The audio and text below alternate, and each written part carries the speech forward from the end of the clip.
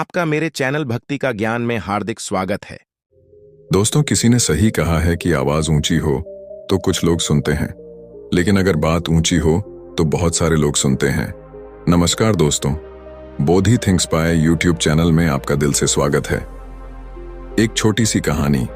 ये कहानी एक लड़के की 24 साल का लड़का जो सेठ के यहाँ पर नौकरी करता था। उसके माँ बाप इस दुनिया में नहीं थे। जिंदगी बड़ी परेशानी में चल रही थी। वो जाता था, रोजाना पैसे कमा करके घर आता था, खाना बनाता था, खाता था, सो जाता था। एक दिन उसने देखा कि एक बूढ़ा फकीर अपनी पीठ पर 3 ठेले लेके एक शहर से दूसरे शहर की ओर जा रहा था। वह काफी बूढ़े भी थे और काफी देर से वह यूं ही सफर कर रहे थे और आखिरकार कुछ दूर और सफर करने के बाद वह चलते चलते थक कर एक पेड़ के नीचे बैठ गए। तभी उनकी नजर एक नौजवान युवक पर पड़ी जो उसी रास्ते से जा रहा था और वह भी उसी दिशा में जा रहा था जिस दिशा में उन बूढ़े फकीर को जाना था। तभी वह लड़का उन बूढ़े फकीर के पास से होकर गुजरा। इस पर वह फकीर उस लड़के से कहते हैं, सुनो बेटा, क्या तुम मेरी थोड़ी सी मदद कर सकते हो? ये ठेला बहुत भारी है और मैं बूढ़ा हो चुका हूं। मैं ज्यादा समय तक इनका बोझ नहीं उठा सकता और मैं बहुत थक भी चुका हूं। तो क्यों ना तुम मेरे एक ठेले को ले लो और मुझे उस दूसरे गांव तक पहुंचा दो। इसके बदले में मैं तुम्हें 3 स्वर्ण मुद्राएं दूंगा। वह लड़का उन फकीर की सारी बातें सुनता है और उन फकीर से कहता है, कोई बात नहीं बाबा, मैं आपकी मदद करने के लिए तैयार हूं। कहिए आपको कहां जाना है? ऐसा कहकर उस लड़के ने उन फकीर का एक ठेला उठा लिया और अपने कंधे पर ले लिया। तभी उस जवान लड़के को यह एहसास हुआ कि यह ठेला तो सचमुच बहुत भारी है। वह लड़का और फकीर दोनों रास्ते में आगे की ओर बढ़ चले। कुछ दूर आगे चलने के बाद देखते ही देखते वह गांव खत्म होने लगा और अब एक सुनसान रास्ता आगे की ओर जा रहा था। वे दोनों अपने मार्ग में मस्त होकर आगे की ओर बढ़ रहे थे।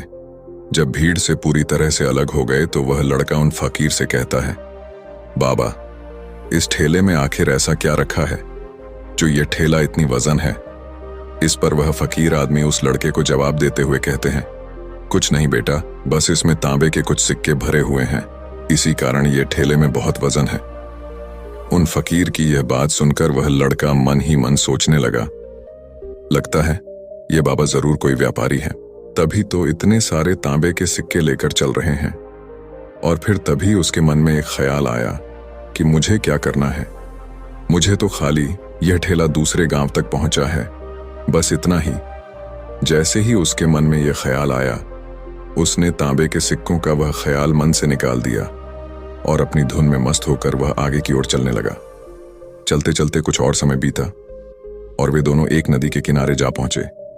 वह लड़का हट्टा कट्टा था और काफी चुस्त और तंदुरुस्त भी था, इसलिए वह बिना सोचे समझे उस नदी में उतर जाता है, किंतु वह फकीर अब भी किनारे पर ही खड़े थे। इस पर वह लड़का उन फकीर से कहता है, क्या हुआ बाबा, चलिए आइए, हमें यह नदी पार करनी होगी, तभी तो हम उस गांव तक पहुंच पाएंगे। इस पर वह फकीर उस लड़के से कहते हैं, मैं जानता हूं बेटा कि हमें यह नदी पार करनी ही होगी, लेकिन जैसा कि तुम जानते हो मैं अब बूढ़ा हो चुका हूं और 2-2 ठेले लेकर मैं यह नदी पार नहीं कर सकता। कहीं मेरा पांव फिसल गया तो क्या होगा? क्या तुम मेरी एक और गठरी ले सकते हो? मैं तुम्हें इसके बदले भी 3 स्वर्ण मुद्राएं दूंगा। इस पर वह लड़का मुस्कुराते हुए उन फकीर से कहता है, बाबा, आप मुझे शर्मिंदा कर रहे हैं। यदि आप मुझे स्वर्ण मुद्राएं ना भी दें तो भी मैं आपका कार्य अवश्य करूंगा। मैं आपको उस दूसरे गांव तक जरूर पहुंचाऊंगा। इस पर वो फकीर मुस्कुराते हुए उस लड़के से कहते हैं, बेटा, तुम तो बड़े ही भले इंसान लगते हो। इतना कहकर उन्होंने वह दूसरी गठरी भी उस लड़के को थमा दी। उस लड़के ने जब वह दूसरी गठरी अपने कंधे पर रखी तो वह गठरी भी उसे बहुत ज्यादा भारी लगी, लेकिन उसने वहां पर कुछ नहीं कहा। जैसे तैसे उन दोनों ने नदी पार की। नदी पार करने के बाद बातों बातों में ही उस लड़के ने उन फकीर से कहा, बाबा, आखिर इस दूसरी गठरी में क्या है? ये गठरी भी बहुत वजन है। इस पर वह फकीर उस लड़के को जवाब देते हुए कहते हैं, बेटा, इसमें चांदी के सिक्के हैं, इसी कारण यह गठरी भी बहुत वजन है। उन फकीर की यह सारी बातें सुनकर अब उस लड़के का दिमाग तेजी से काम करने लगा था। वह यह सोच रहा था कि एक ठेले में तांबे के सिक्के हैं और दूसरी में चांदी के। ऐसा प्रतीत होता है मानो यह फकीर बाबा कहीं दूर से आ रहे हैं और उन्होंने अपनी सारी जमीन जायदाद बेचकर ये सारे सिक्के इकट्ठे किए हैं। तभी तो वह इतना धन लेकर चल रहे हैं। लेकिन वह लड़का उन फकीर से कुछ नहीं कहता और वे दोनों चुपचाप मार्ग में आगे की ओर बढ़ते चले जाते हैं। कुछ दूर आगे बढ़ने के बाद एक बार फिर एक सुनसान राह आती है। उस सुनसान रास्ते को देखते ही उस लड़के के मन में तरह तरह के विचार उत्पन्न होने लगे। वह यह सोचने लगा, अरे यह तो सुनसान जगह है। अगर मैं यह सिक्के लेकर यहां से भाग जाऊं तो यह फकीर मुझे कब तक दौड़ाएंगे। मुझे नहीं लगता कि मुझे कभी पकड़ पाएंगे और यहां पर कोई है भी नहीं जो इनकी मदद कर पाए। और वैसे भी ये बहुत सारे सिक्के हैं, मैं इनसे एक अच्छी दुकान खरीद सकता हूं, अपना नया व्यापार शुरू कर सकता हूं। और वैसे भी ये बूढ़ा फकीर अब इन पैसों का क्या करेगा। इससे अच्छा तो मैं ही इन्हें रख लेता हूं। वह लड़का यह सब बारे में सोच ही रहा था। तभी अचानक उसे खुद पर आश्चर्य हुआ, अरे मैं यह क्या सोच रहा हूं। यह फकीर बाबा न जाने कहां से आ रहे हैं और क्या खोज करके इन्होंने इतने सारे पैसे इकट्ठा किए होंगे। मुझे इनका फायदा नहीं उठाना चाहिए। नहीं नहीं, मुझे ऐसा नहीं करना चाहिए। उसने कुछ देर के लिए तो अपने मन के विचारों को काबू कर लिया, लेकिन कुछ देर बाद उसके मन के विचार उस पर देखते ही देखते हावी होने लगे। वह लड़का 2 ठेले लेकर उन फकीर के पीछे पीछे चल रहा था और कुछ दूर आगे चलने के बाद एक पहाड़ी आई। इस पर वह फकीर बाबा उस लड़के से कहते हैं, बेटा यह पहाड़ी मैं नहीं चढ़ पाऊंगा। मैं काफी बूढ़ा हो चुका हूं और मेरे घुटनों में भी दर्द रहता है। यदि तुम मेरी तीसरी गठरी भी ले लो तो मैं तुम्हें 3 और स्वर्ण मुद्राएं दूंगा। लेकिन याद रखना, इसे कहीं गिराना मत, कहीं ये गठरियां खुल ना जाए। इस पर वह लड़का उन फकीर से कहता है, क्यों बाबा, आखिर इसमें ऐसा क्या है। इस पर वह फकीर उस लड़के से कहते हैं, बेटा इसमें स्वर्ण मुद्राएं हैं। यह सुनकर वह लड़का मन ही मन बहुत प्रसन्न हुआ। उसने चुपचाप वह गठरी भी उन फकीर से ले ली और देखते ही देखते वे दोनों मार्ग में आगे की ओर बढ़ने लगे। अब वह फकीर बिना कोई वजन लिए हुए आराम से पहाड़ की चढ़ाई पर चढ़ रहे थे, किंतु वह नौजवान लड़का जो पीछे था वह वजन के कारण बहुत धीरे धीरे चल पा रहा था। लेकिन जब से उसने सोने का नाम सुना था उसका मन तो छलांग मार रहा था। वह मन ही मन सोच रहा था, अगर मुझे यह सारा धन मिल जाए तो मेरा पूरा जीवन तो आराम से कट जाएगा। वैसे भी यह बाबा तो बूढ़े हो चुके हैं, भला इन्हें इतने पैसों की क्या जरूरत है। इनका जीवन तो वैसे भी कट चुका है। मैं एक काम करता हूं, यह सारे पैसे लेकर यहां से भाग जाता हूं। लड़के के मन में अनगिनत विचार उठ रहे थे। लड़के का मन अब उसकी बुद्धि पर पूरी तरह से हावी हो चुका था और उस लड़के का मन अपनी बात को सही साबित करने के लिए उससे कुछ भी कह रहा था। और तभी उस लड़के के मन में एक और विचार उत्पन्न हुआ और अब की बार वह लड़का यह सोच रहा था, लगता है यह फकीर बाबा कोई चोर है, वरना इनके पास इतनी सारे स्वर्ण मुद्राएं कहां से आएंगे। अगर ये कोई व्यापारी होते तो भला ये इस तरह से पैदल यात्रा तो नहीं करते, और अगर इनके पास इतने सारे पैसे थे तो ये कोई ना कोई साधन भी तो अवश्य कर सकते थे। लगता है ये कोई चोर है और चोर से चोरी करने में भला क्या बुराई है। ये सोचता हुआ वह लड़का अब उन फकीर से तेजी से आगे की ओर बढ़ रहा था और देखते देखते वह फकीर से आगे भी निकल चुका था। और वह यह सोच रहा था कि जैसे ही इस पहाड़ की ढलान आएगी मैं 3 गठरियां लेकर भाग जाऊंगा। इससे ये सारे पैसे मेरे हो जाएंगे और मेरी गरीबी भी हमेशा हमेशा के लिए दूर हो जाएगी। मैं जो चाहूंगा मैं वो कर पाऊंगा। मेरे पास बहुत सारा धन होगा। और देखते देखते वह दोनों पहाड़ की चोटी पर पहुंच गए और अब ढलान का रास्ता शुरू होने वाला था। तभी वह लड़का उन फकीर से नजरें बचाकर वह 3 गठरियां लेकर भागता हुआ आगे बढ़ गया। अब उसे अपना शरीर बहुत हल्का महसूस हो रहा था, मानो उसे उन 3 ठेलों का वजन तक न मालूम पड़ रहा हो। काफी दूर दौड़ते दौड़ते किसी तरह से वह अपने आप को बचते बचाते अपने घर पहुंचा। उसकी खुशी का कोई ठिकाना नहीं था। उसने सोचा, क्यों ना मैं जल्दी जल्दी इन गठरियां में से वो सारे पैसे निकाल लूं। यह सोचकर जब उसने गठरियां खोली तो पहली गठरी में उसे लोहे से जंग भरे हुए सिक्के मिले। यह देखकर उसे यकीन नहीं हुआ। इस पर उसने फटाफट दूसरी गठरी भी खोल डाली। उसमें भी उसे लोहे के जंग लगे हुए सिक्के ही निकले। यह सब देखकर वह लड़का बड़ा हैरान था। आखिर यह सब क्या हो रहा है? उन फकीर ने तो मुझसे और ही कुछ कहा था। अब उसने वह सोने वाली गठरी खोली और उसमें भी लोहे के जंग लगे हुए सिक्के ही निकले। यह देखकर वो लड़का बड़ा क्रोधित हुआ। उसने सोचा, उन फकीर ने मुझसे झूठ क्यों कहा? उन्होंने मुझसे ऐसा क्यों कहा कि एक में तांबे के सिक्के हैं, एक में चांदी के और तीसरे में स्वर्ण मुद्राएं हैं। वह यह सब सोच ही रहा था कि तभी उसकी नजर उस थैले में पड़े एक पत्र पर पड़ी। उसने वह पत्र उठाया और उस पत्र में लिखा था, यह पूरा नाटक ईमानदार व्यक्ति की खोज करने के लिए रचा गया है और मैं इस राज्य का राजा हूं।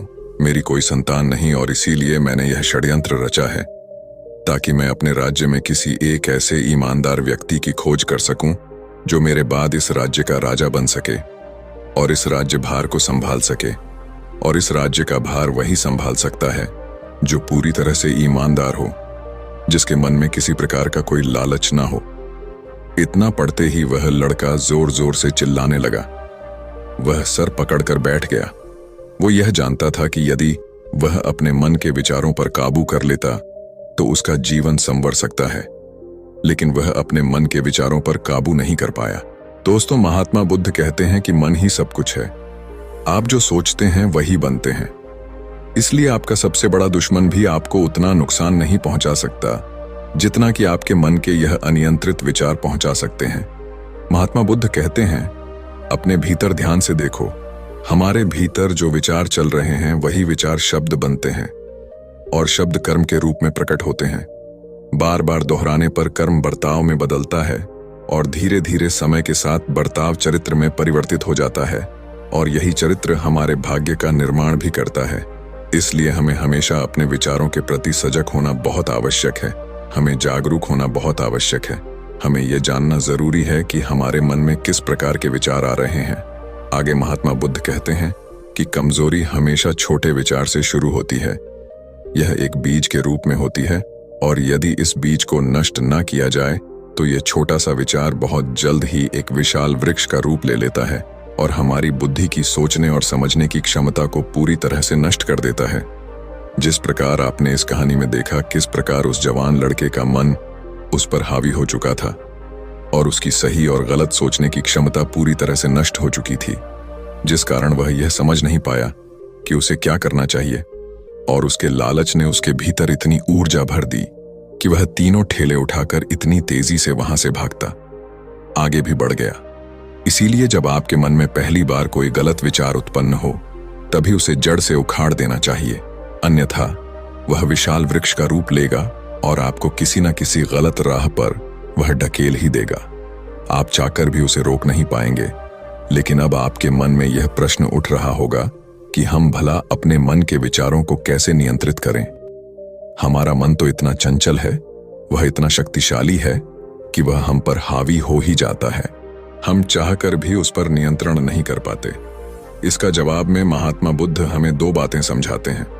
पहली बात, सही इरादा विकसित करो। कई बार आपने देखा होगा कि आपके मन में कुछ और होता है किंतु आप कहते कुछ और है, क्योंकि आपके मन के भीतर जो कुछ बसा है वही आपके मुख से बाहर भी निकल रहा है। लेकिन जब हमसे वह गलती हो जाती है तो उसके बाद हमारा मस्तिष्क अच्छी तरह से काम करना शुरू कर देता है। हमारे सोचने और समझने की क्षमता एक बार फिर से जागृत हो जाती है और ऐसी अवस्था में हमें यह एहसास होता है कि हमसे गलती हो गई है और फिर हमारा मन दुखी हो जाता है। हमारा मन अफसोस से भर जाता है और इस भारीपन और दुख से बचने के लिए महात्मा बुद्ध हमें सही इरादा विकसित करने के लिए कहते हैं। इसके लिए जब भी आप कोई कार्य करने जा रहे हो तो सबसे पहले आपको यह खुद से पूछना चाहिए कि जो कुछ भी मैं करने जा रहा हूं इसके पीछे मेरा इरादा क्या है। क्या मैं दूसरों को दुख पहुंचाना चाहता हूं या दूसरों को नीचा दिखाने जा रहा हूं या मुझे खुद को ऊपर उठाना है। खुद से सवाल कीजिए, खुद को जागृत कीजिए। जब आप इरादों के प्रति सचेत होने लगेंगे, जब आप विचारों के प्रति सजग होने लगेंगे, तभी आपके भीतर सकारात्मक ऊर्जा का प्रवाह होगा। तभी आप सकारात्मक इरादों से जुड़ने लगेंगे और आपके मन के भीतर बसी हुई वह नकारात्मक ऊर्जा और नकारात्मक इरादे दिन ब दिन कम होने लगेंगे। परंतु याद रहे, आपको यह हर रोज करना होगा और आपको यह हमेशा ध्यान रखना होगा कि आपको केवल अच्छा सोचना है। आपके इरादे हमेशा अच्छे होने चाहिए, तभी आप दुख और तकलीफों से बच सकते हैं। अन्यथा आप इसी तरह से दुख और तकलीफों में घिरे ही रहेंगे और आप कभी इससे निकल नहीं पाएंगे। दूसरी बात, मन के प्रति सजगता विकसित करो, जिससे आपका मन देखते देखते शांत होगा और आपके मन के भीतर बसी हुई वह नकारात्मक ऊर्जा, नकारात्मक विचार खत्म होने लगेंगे और आप शांति की ओर आगे बढ़ेंगे। और आपको इसके लिए बस इतना ही करना है कि इस पल में जो कुछ भी हो रहा है, आपकी आंखों के सामने आपके भीतर जो कुछ भी जैसा भी चल रहा है, बस उसे देखते रहना है। अपने मन के अच्छे बुरे विचार, अपनी भावनाएं और अपनी यादों पर बिना प्रतिक्रिया दिए उन्हें केवल देखते रहना है, जिससे आपके मन के सारे विचार देखते ही देखते खत्म होने लगेंगे। आपका मन खाली होने लगेगा और आप नकारात्मक विचारों से न सोच से बच सकते हैं और आप इन दुख और तकलीफों से भी दूर रह सकते हैं। जो स्वयं को देखता है वही सबसे बड़ा तपस्वी है, अर्थात जो अपने मन में चल रहे उन विचारों को बिना प्रतिक्रिया दिए हुए केवल देखता है और उन पर कोई भी प्रतिक्रिया नहीं करता, बस उन्हें देखता और समझता है। वास्तविकता में वही मन पर नियंत्रण भी कर सकता है और वही अपना जीवन सुखी और खुशहाली तौर पर जी सकता है। इसलिए यदि आप भी अपने जीवन को सुखी और खुशहाल बनाना चाहते हैं, तो आपको सबसे पहले अपने मन पर नियंत्रण साधना ही होगा। अपने मन को खाली करना ही होगा। अपने मन के विचारों के प्रति आपको सजग होना ही होगा। दोस्तों, उम्मीद है कि आपने आज की इस वीडियो से जरूर कुछ ना कुछ सीखा होगा। अगर आपको ये वीडियो अच्छी लगी हो तो लाइक करें और शेयर करें और मेरे चैनल भक्ति का ज्ञान को सब्सक्राइब करें। आपका धन्यवाद।